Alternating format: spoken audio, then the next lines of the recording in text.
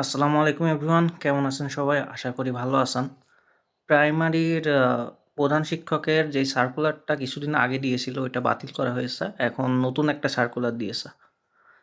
আগের বার সার্কুলারে প্রায় ২,০০০-এর উপর সিট ছিল, কিন্তু এবার পদ সংখ্যা কমিয়ে ১,১২২টা পদ রাখছে। আবেদন করার শেষ সময় হচ্ছে ২০ অক্টোবর, কিন্তু এখনও হচ্ছে আবেদন শুরু হয়নি। আবেদন শুরু হবে হচ্ছে ২১ সেপ্টেম্বর থেকে। আপনি যেকোনো স্নাতক পাশ করে এই পরীক্ষার জন্য আবেদন করতে পারবেন।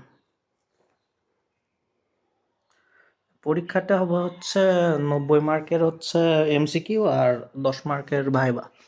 ৯০ মার্ক এমসিকিউ এর মধ্যে থাকবে হচ্ছে ২৫ মার্ক ইংলিশ, ২৫ মার্ক হচ্ছে বাংলা, ২০ মার্ক হচ্ছে ম্যাথ আর সাধারণ বিজ্ঞান, আর বাকি ২০ মার্ক যেটা আছে ওইটা হচ্ছে সাধারণ জ্ঞান থেকে। তো এই পরীক্ষাতে প্রত্যেকবারই প্রায় ১৫ লাখের আশেপাশে ধরেন আবেদন করে। তো মোটামুটি ভালোই টাফ হবে পরীক্ষা। চান্স পাওয়ার জন্য মানে এখানে পাস মার্ক হচ্ছে ৪৫, কিন্তু পাস করে তো আর চাকরি হবে না। পাস মানে চাকরি পেতে হলে কম করে হইলেও ৭৫-৭০ এরকম মার্ক লাগবে।